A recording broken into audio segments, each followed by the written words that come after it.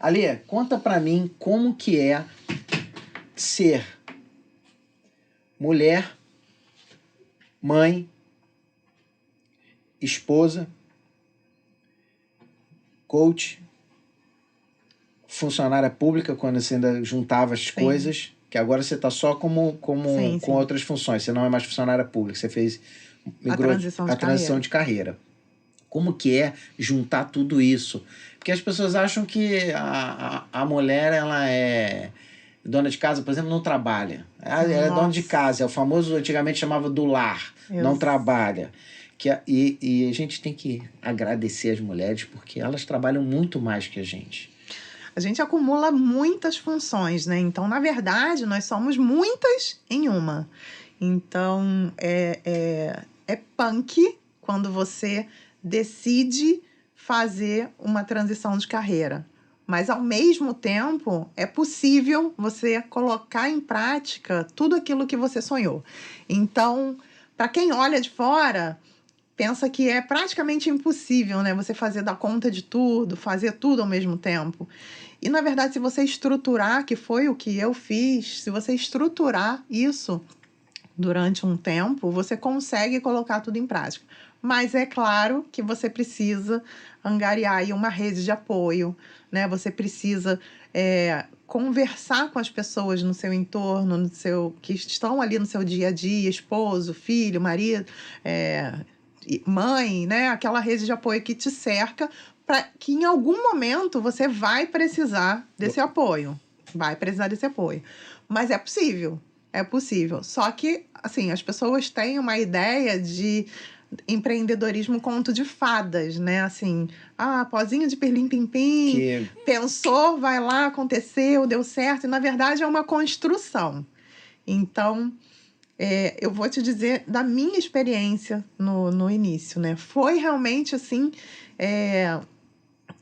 punk pensar que eu ia pedir demissão, porque como era uma empresa pública, como você falou, não era servidora estatutária, então era pedir demissão mesmo. Depois de 22 anos de trabalho, concursada, numa empresa sólida do cenário, né, nacional, gigante, e que me davam um suporte. Uma certa estabilidade. Uma certa estabilidade, aquela estabilidade que a gente sabe. A famosa estabilidade que a gente cresceu ouvindo nossos pais falarem que era muito importante. Exatamente. Ou falam ainda. Falam ainda. Mas, de qualquer forma, eu fui muito feliz dentro dessa empresa por muitos anos. E ali, mesmo sendo seletista, mesmo sendo funcionária, a gente acumula muitas funções. Então, assim, para quem é mulher e mesmo a que não empreende ainda, que ainda é CLT, que seja, ela já acumula muitas funções. Então, estando ali, cuidando da casa, cuidando dos filhos, marido, e aí todo mundo pensa que o trabalho de casa ele se faz sozinho, né? Porque a mulher, todo mundo fala que é do lar, ela não trabalha, não, ela é do lar. Então, assim, essa cultura, ela ainda continua. Ela acorda só pra louça, lava, a casa arruma. Tudo sozinho, né? Entendeu? Não precisa gerenciar a secretária do lar, não precisa cuidar dos filhos. Então, mesmo a mulher que não empreende, né, ou que está decidindo ainda por fazer aquilo que ama, e a gente vai chegar lá daqui a pouquinho, mesmo essa que trabalha fora, que é funcionária de alguma empresa, ela já acumula muitas funções. Então, a gente precisa ter um olhar, né, carinhoso, de ajuda mesmo, porque não basta ter só carinho, né? A gente também precisa de ajuda para quem está ao redor dessa mulher, porque é uma jornada árdua. Muitas das vezes, essa mulher, ela sofre por acumular muitas funções, mas acaba não falando, não reclamando. Por quê? Porque já está intrínseco que é o trabalho da mulher, né, pela sociedade como um todo. Então, é sempre uma voz que é muito interessante levantar essa questão, né, da mulher que é dona de casa, que é do lar, mas que também trabalha fora, que também é mãe, e ela acumula essas funções assim de uma forma muito intensa. Então, eu acho interessante que mesmo com tudo isso, as mulheres estão dando um show no empreendedorismo. Os números estão aí para provar. Só agora, dentro da pandemia, agora em março, na Global, uma revista que... A GEM. Isso. Global Entrepreneur Management. Isso. Mas o meu inglês é péssimo, mas é isso aí. Mas nessa publicação, 40% das mulheres começaram a empreender dentro da pandemia. Então, o que eu estava conversando um pouquinho antes, né, com a Rai, é que a gente começa a enxergar que dentro da pandemia, as primeiras a serem mandadas embora, né, das empresas foram as mulheres. Até porque os filhos começaram a ficar online. A preocupação dos empresários, dos donos das empresas, é de que essas mulheres, por muitas vezes, iam precisar ficar se ausentando do trabalho por conta dessa mudança repentina que a pandemia trouxe. Não entende. E aí, quem é que vai ser mandado embora primeiro? Entre um homem e uma mulher, vai ser uma mulher. Então, a maior parte das mulheres foram mandadas embora dentro da pandemia. Com isso, elas precisaram dar um jeito, aquele famoso, né? Eu preciso me virar. E aí eu vou me virar como? Se não tem emprego? Se está todo mundo demitindo? Eu vou fazer alguma coisa que eu sei fazer muito bem. E aí entra aquela história que a gente já conhece. Eu vou começar a empreender, mas vai ser do jeito que dá. Vai ser na cara e na coragem, sem planejamento, sem uma reserva financeira, sem conhecimento, sem saber precificar um produto, né? Sem ter apoio, muitas das vezes sem ter apoio, porque as pessoas não acreditam que aquilo vai dar certo. A maioria das pessoas não acredita. Pois é. E aí, dentro desse cenário, a gente teve a maior parte das mulheres empreendendo aquilo que elas sabem fazer. Se por um lado a gente tem... Olha o meu sorriso. Se por um lado a gente tem a dificuldade da pandemia, né? Um monte de mulher raçuda aí correndo atrás, né, para colocar dinheiro na mesa, porque muitas delas são chefes de família, são sozinhas, têm filhos, têm mães que dependem delas. Se grande parte, por um lado, começou no sufoco, por outro lado, elas estão descobrindo que podem empreender os seus talentos. E isso é mágico. Isso é maravilhoso. Isso é maravilhoso. E por isso o sorriso no meu rosto. Sim, aqui arrepia. Porque empreendedor se arrepia. Exatamente. Porque quem sabe o que passou e sabe... É sofrido, mas é gratificante. Exatamente. A gente, às vezes, fala assim... Eu trabalhei, né, assim como você também trabalhou... Eu trabalhei por mais de 20 anos numa empresa em que a gente tinha metas muito ousadas. Às vezes, metas até... Inalcançáveis. Né? Que causava muito sofrimento, causava muita cobrança. E essa cobrança era, por muitas vezes, refletia na saúde, refletia numa série de fatores. Então, quando você pensa no quanto você trabalhou, se esforçou, bateu aquelas metas todas para um negócio que não é seu, você imagina o que você vai fazer por um negócio que é seu. Você já se pegou pensando assim, eu já várias vezes, se eu tivesse trabalhado aqueles 16 anos para mim... Onde eu estaria agora? Porque eu olho os amigos que passam por aqui, passaram 2 grandes empresários aqui, um há 21 anos empreendendo, o outro há 20 e tantos anos, e que eu conheço, um deles eu conheço desde que começou, que é o da Coco Legal. E quando eu olho para eles, eu falo, se eu tivesse começado antes... Exatamente. Sabe?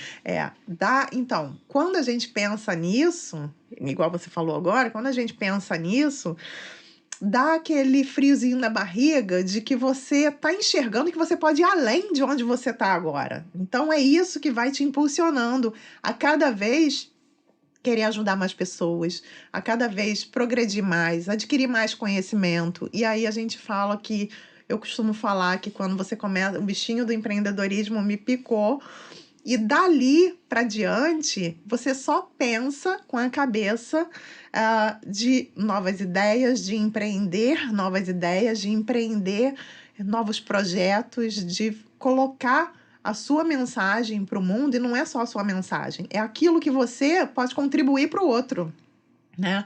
Aquilo que você vai agregar na vida do outro. E eu vi isso lá atrás, quando eu decidi empreender, né? Não foi da noite para o dia, como eu fiz uma transição de carreira planejada, afinal de contas, eu precisava me sentir... E é aquele negócio que muitas pessoas travam com a falta de segurança em dar um passo, o próximo passo. Sim. Né? E as pessoas não se sentem seguras porque, para que você tenha um retorno financeiro, você precisa começar. Então, assim, eu comecei a empreender quando ainda estava concursada na empresa. Meu caminho também foi assim. Foi planejado, porque... E eu nunca vou falar para uma pessoa... Larga tudo e vai empreender. Larga tudo, monta a tua empresa que seu produto é maravilhoso. O produto dela pode ser maravilhoso, mas vender não depende só do produto dela, né? É uma série de fatores. E é muita responsabilidade com o sonho das outras pessoas. Exatamente, você fazer isso. Frustrar. Inclusive é o que você faz hoje, né? Você realizou o seu sonho de empreender, de...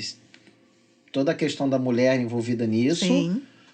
E hoje você ajuda outras mulheres, principalmente pelo que eu vejo do seu trabalho, são mulheres. Só mulheres. Que você ajuda mulheres a tirar o sonho do papel. Exatamente. Você não ajuda financeiramente e tal, você ajuda a pessoa a montar o seu plano, a se programar, se preparar para se desenvolver. Isso é gratificante pra gente que fomentei empreendedorismo durante muito tempo, que vivo nesse meio. Sim. Eu que montei treinamentos e vejo pessoas como você que não falavam para uma câmera e hoje falam. Então, o quanto a gente impacta na vida do outro para sempre. E você faz isso que mexe muito mais do que eu fiz com você mexe com sonho. Como que tá sendo essa trajetória de pegar o sonho e abraçar e cuidar do sonho da outra pessoa? E depois ver esse sonho brotando, né, ali. Nossa, é maravilhoso. Eu queria falar mágico, mas aí embrulhei com maravilhoso. É maravilhoso. É mágico ao mesmo tempo e é algo que me faz sentir que eu tô no caminho certo. Que eu posso contribuir com aquilo que eu sei, que eu adquiri, que eu coloquei em prática, que eu vi resultados positivos, os erros que cometi, ajudar outras pessoas a não cometê-los, né? Porque a gente pode abreviar o caminho da outra pessoa também, certeza. Né? Então, você disse, mais do que eu fiz com você, você que pensa, porque ter passado pelo treinamento de palestrante lá atrás foi o impulsionador do que eu faço hoje. Hoje, eu não abriria a câmera e gravaria um vídeo sem antes apagar o vídeo por 50 vezes, pelo menos. Então... E não é um processo, não estou falando do relação ao curso, desculpa te interromper. Não é um processo sem dor também. Não. Eu me lembro que foi dolorido para você, tanto empreender, mas... Foi dolorido para você ouvir as coisas que eu falava, Sim. Foi dolorido para você... E muitas vezes, a gente, para fazer a outra pessoa empreender, a gente tem que tocar em pontos que não é para ser tocados. Então, como que é isso? Como você está lidando com isso? Em tocar nesses pontos, Ricardo, eu entendo que a gente cresce na dor, né? É muito bonito quando você faz alguma coisa e dá tudo certo, mas quando tem algo que dá errado e você precisa ouvir o feedback, né? Você tem um mentor, você tem uma pessoa que sabe mais do que você, que já passou por aquilo, que pode te orientar, como foi o caso lá do curso. Você precisa ser resiliente, tomar pancada, dar sacudida, absorver, ter a humildade de reconhecer que você realmente precisa mudar aquele ponto e aí você empreende aquela nova ideia ou aquele novo ensinamento. E eu acho que foi muito isso. Trabalhei essa dor lá atrás contigo, em mim, aprendi como fazer e agora eu replico isso em outras pessoas. E tem sido muito gratificante perceber que aquilo que eu ensino dentro da mentoria, né, para mulheres empreendedoras iniciantes ou que já empreendem, que eu tenho tanto as meninas que já empreendem como as meninas que ainda vão empreender. Meninas, mas tem de várias idades, tá?